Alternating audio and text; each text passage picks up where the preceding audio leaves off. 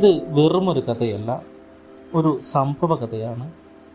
നമ്മുടെ കേരളത്തിനെ മാത്രമല്ല, ഇന്ത്യയെ തന്നെ ഒരു നിമിഷം വൻതോതിൽ പിടിച്ചുകുലുക്കിയ ഒരു സംഭവ വികാസമാണ് വയനാട് ജില്ലയിലെ ചൂരൽമലയിൽ ഉണ്ടായ ആ വലിയ ദുരന്തം. രക്ഷാപ്രവർത്തനത്തിന് ഒത്തിരി ജനങ്ങളും പോലീസും പട്ടാളക്കാരും നേതൃത്വം കൊടുക്കുന്നതും നമുക്കൊന്ന് കാണാൻ കഴിഞ്ഞതാണ്. എന്നാൽ അതിനിടയിൽ നിന്നും ഒരു പട്ടാളക്കാരനായ യുവാവിലേക്ക് ജനങ്ങളുടെ കണ്ണുകൾ ഇമവെട്ടാതെ പോയതും നമുക്ക് കാണാൻ കഴിയും. ഒരു മാസ്ക് ധരിച്ച പട്ടാളക്കാരൻ, അതെ, മേജർ ഋഷി രാജലക്ഷ്മി. ആ പേര് പറയുമ്പോൾ തന്നെ വല്ലാത്തൊരു അഭിമാനം തോന്നുകയാണ്. ആരാണ് മേജർ ഋഷി രാജലക്ഷ്മി? രാജ്യസേവനത്തിന് നിരവധി യുവാക്കളാണ് ഇഷ്ടത്തോടെ മുന്നോട്ട് വരുന്നത്. ഓരോ ജവാനും ഓരോ നേതാവാണ്. നമ്മളടങ്ങുന്ന ജനതയെ കാത്തു സൂക്ഷിക്കുന്ന നേതാക്കൾ. അവർക്കിടയിൽ ജ്വലിക്കുന്ന സൂര്യനെ പോലെ ജ്വലിച്ചുകൊണ്ടിരിക്കുന്ന ഒരു പോരാളിയുണ്ട്. അതെ, the most fearless man. 2017 March 4 Jammu കാശ്മീരിലെ ക്യാമ്പിൽ ഒരു മെഡിക്കൽ ക്യാമ്പ് നടന്നുകൊണ്ടിരിക്കുകയാണ്. സമീപ പ്രദേശത്തെ സാധാരണക്കാരായ ജനങ്ങളെല്ലാം തന്നെ അവിടെ എത്തിയിട്ടുണ്ട്. ആ മെഡിക്കൽ ക്യാമ്പിന് നേതൃത്വം കൊടുക്കുന്നത് നമ്മുടെ ഋഷി രാജലക്ഷ്മിയാണ്. ഋഷി രാജലക്ഷ്മി എന്ന ആ ചെറുപ്പക്കാരൻ സാധാരണ ജനങ്ങളോടും വളരെ സ്നേഹത്തോടെ പെരുമാറുന്ന വ്യക്തിയാണ്. എല്ലാവർക്കും ഋഷി രാജലക്ഷ്മിയോട് പ്രത്യേക സ്നേഹമായിരുന്നു. ഹാൻ സാഹിബ് എന്നാണ് ഋഷി രാജലക്ഷ്മിയെ അവർ വിളിച്ചിരുന്നത്.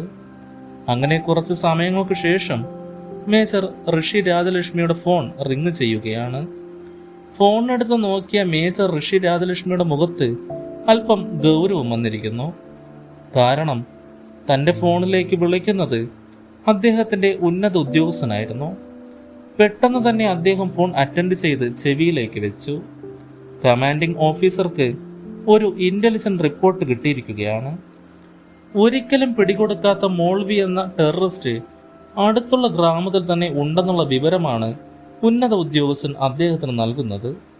പിന്നെ ഒന്നും നോക്കാതെ അദ്ദേഹവും അദ്ദേഹത്തിന്റെ ടീമും ഉടനെ തന്നെ അങ്ങോട്ട് പുറപ്പെടുകയാണെന്ന വിവരം കമാൻഡിംഗ് ഓഫീസർക്ക് നൽകിയതിനു ശേഷം ഫോൺ കട്ട് ചെയ്തു. ഒരു നിമിഷം പോലും താമസിക്കാതെ തന്നെ ആ ഗ്രാമത്തിലേക്ക് തൻ്റെ ടീമുമായി അദ്ദേഹം പുറപ്പെട്ടു. എതിരിടാൻ പോകുന്ന മോൾവി വെറും സാധാരണ ഭീകരനല്ല, നല്ല വ്യക്തമായി കാര്യങ്ങളെല്ലാം പ്ലാൻ ചെയ്ത് നടപ്പിലാക്കുന്ന ഒരു ക്രൂരനായ ടെററിസ്റ്റ് ആയിരുന്നു. അതിനാൽ തന്നെ എല്ലാവിധ മുൻ എടുത്തുകൊണ്ടാണ് ആ ടീം ആ ഗ്രാമത്തിലേക്ക് പോയിക്കൊണ്ടിരിക്കുന്നത്. അതീവ ദുഷ്കരമായ ഒരു ദൗത്യത്തിലേക്കാണ് അവർ പോകുന്നതെന്ന് ആദ്യം അവർ തിരിച്ചറിഞ്ഞിരുന്നില്ല. കാരണം ധാരാളം പാറകൾ നിറഞ്ഞ ഒരിടത്തുള്ള ഒരു വീട്ടിലാണ് ഈ ഭീകരൻ ഒളിച്ചിരിക്കുന്നത്. അത് മാത്രമല്ല, ആ വീടിന് സമീപത്തായി മറ്റു ചില വീടുകളും ഉണ്ടായിരുന്നു.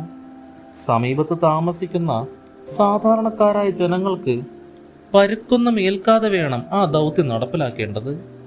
സാധാരണക്കാരായ തൻ്റെ ജനങ്ങളെ ഒരേ സമയം സംരക്ഷിക്കുകയും വേണം, ആ ടെററിസ്റ്റിനെ കീഴ്പ്പെടുത്തുകയും വേണം. ആദ്യം ചെയ്യേണ്ടത് ആ വീട്ടിനുള്ളിൽ ഒളിച്ചിരിക്കുന്ന തീവ്രവാദി അവിടെ നിന്നും രക്ഷപ്പെടാതെ എല്ലാ വഴികളും അടയ്ക്കുക എന്നതായിരുന്നു. അങ്ങനെ പട്ടാളക്കാർ എല്ലാം തന്നെ ആ വീടിന് ചുറ്റും വളഞ്ഞിരിക്കുകയാണ്. പക്ഷേ അല്പസമയത്തിനു ശേഷം ഋഷി രാജലക്ഷ്മിയുടെ ചെവിയിലേക്ക് മറ്റൊരു ഞെട്ടിപ്പിക്കുന്ന വിവരം എത്തുകയാണ്. ആ വീട്ടിനുള്ളിൽ മോൾവി എന്ന ഭീകരൻ മാത്രമല്ല ഉള്ളത്, മറ്റൊരു ഭീകരൻ കൂടിയുണ്ട്. അപ്പോൾ തന്നെ മേജർ ഈ വിവരം കൂടെയുള്ള മറ്റ് ടീം അംഗങ്ങളെയും അറിയിച്ചു. എല്ലാവരും വളരെ ശ്രദ്ധയോടെ ആ വീടിനെ ശ്രദ്ധാപൂർവം നിരീക്ഷിച്ചുകൊണ്ടിരിക്കുകയാണ്. കുറച്ചു നേരം വളരെ ശാന്തമായി ആ ടീം പുറത്ത തീവ്രവാദികളെ കാത്തിരിക്കുന്നു. പുറത്ത് പട്ടാളക്കാർ വളഞ്ഞിരിക്കുകയാണ്, കീഴടങ്ങണം എന്ന നിർദ്ദേശവും കൊടുത്തു കഴിഞ്ഞു. പക്ഷേ എത്രയൊക്കെ ആയിട്ടും ആ ഭീകരർക്കിടയിൽ നിന്നും യാതൊരു വിധത്തിലുള്ള മറുപടി ലഭിച്ചില്ല. സമയം സന്ധ്യയായിരിക്കുകയാണ്. നേരം ഇരട്ടിക്കഴിഞ്ഞാൽ ഈ ദൗത്യം പരാജയപ്പെടും. അത് തീവ്രവാദികൾക്ക് എളുപ്പത്തിൽ അവിടെ നിന്നും രക്ഷപ്പെടാനുള്ള ഒരു സാഹചര്യത്തിലേക്ക് കലാശിക്കുകയും ചെയ്യും. ഇനിയും കാത്തിരിക്കുന്നത് അപകടമാണെന്ന് മേജർ ഋഷി രാജലക്ഷ്മിക്ക് തോന്നുകയാണ്. അദ്ദേഹം കൂടെയുള്ളവർക്ക് അറ്റാക്ക് ചെയ്യാൻ നിർദ്ദേശം നൽകി. അങ്ങനെ ശക്തമായ വെടിവെപ്പും ബോംബേറും തുടങ്ങി. അവിടെയാകെ ഇപ്പോൾ ഉള്ളത് വെടിവെച്ചയുടെ ശബ്ദവും പുകമറയും മാത്രമാണ്. പക്ഷേ ഇത്തരത്തിൽ അറ്റാക്ക് ചെയ്തിട്ടും ഉള്ളിലുള്ള തീവ്രവാദികളുടെ തോക്കിൽ നിന്നുമുള്ള ശബ്ദം നിലച്ചിട്ടില്ല. ഇതിൽ നിന്നും മേജർ ഋഷി രാജലക്ഷ്മിക്ക് ഒരു കാര്യം മനസ്സിലാവുകയാണ്. ഇത്രയും ബോംബേറും വെടിവെപ്പും നടന്നിട്ടും അവർക്കൊന്നും സംഭവിച്ചിട്ടില്ല. ഈ തീവ്രവാദികൾ ഈ ഇരുട്ടിനെ പുകമറയും മറയാക്കിക്കൊണ്ട് രക്ഷപ്പെടാനും ഒരു സാഹചര്യമുണ്ട്. അപ്പോൾ ഇനി ആകെ ചെയ്യാൻ കഴിയുന്നത് ആ വീടിന്റെ ഒരു ഭാഗം തകർത്തുകൊണ്ട് ആ തീവ്രവാദികളുമായി ഏറ്റുമുട്ടുക എന്നതാണ്. അപ്പോൾ തന്നെ ഋഷി രാജലക്ഷ്മി തൻ്റെ കൂടെ അപ്പോൾ ഉണ്ടായിരുന്ന പട്ടാളക്കാരോട് ഒരു ബോംബ് നിർമ്മിക്കാൻ ആവശ്യപ്പെടുന്നു. കൂടെ ഉണ്ടായിരുന്ന പട്ടാളക്കാർ മേജർ ഋഷി രാജലക്ഷ്മിയോട് ചോദിക്കുകയാണ്, എന്തിനാണിപ്പോൾ ബോംബുണ്ടാക്കുന്നത്? അതെങ്ങനെ സ്ഥാപിക്കും? സർ, ഇത് വലിയ റിസ്ക് ആണ്. ബോംബ് നമ്മൾ ആരെങ്കിലും സ്ഥാപിച്ചോളാം. പക്ഷേ ഋഷി രാജലക്ഷ്മി അത് കേൾക്കാൻ കൂട്ടാക്കിയില്ല. അങ്ങനെ ബോംബുണ്ടാക്കി കഴിഞ്ഞു. ബോംബുമായി ഭീകരരുടെ ശ്രദ്ധ പിടിച്ച് പറ്റാതെ മെല്ലെ മെല്ലെ ഇഴങ്ങി നീങ്ങിക്കൊണ്ട് ആ വീടിനടുത്തേക്ക് പോവുകയാണ്. സമയം അപ്പോഴേക്കും രാത്രിയായി കഴിഞ്ഞിരുന്നു. വീടിനുള്ളിലാണെങ്കിൽ തീരെ വെളിച്ചവുമില്ല. എന്നാലും വളരെ ശ്രദ്ധയോടെ മേജർ ഋഷി രാജലക്ഷ്മി അവിടെ ചുറ്റും നിരീക്ഷിക്കുകയാണ്, ആ ബോംബ് സ്ഥാപിക്കുന്നതിന് വേണ്ടി. അങ്ങനെ മേജർ ഉചിതമായൊരു സ്ഥലം കണ്ടെത്തി ബോംബ് സ്ഥാപിച്ചു.